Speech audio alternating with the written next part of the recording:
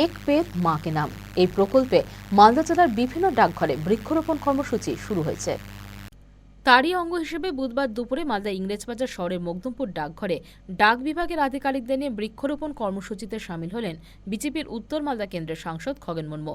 বর্তমানে পরিবেশ যেভাবে দূষণ হচ্ছে, সেক্ষেত্রে কর্মসূচি খুবই গুরুত্বপূর্ণ বলে জানান সাংসদ।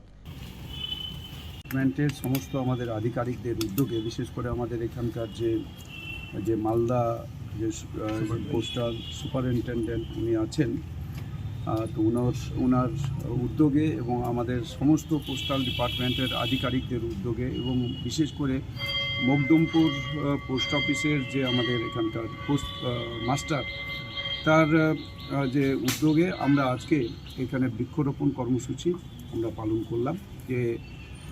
যে এক পেড় মাকে নাম, যে আমাদের দেশের প্রধানমন্ত্রী নরেন্দ্র মোদীজির যে আহ্বান, এই আহ্বানে আমরা সবাই মিলে এখানে উপস্থিত হয়ে আমরা বৃক্ষরোপণ কর্মসূচি আমরা পালন করলাম।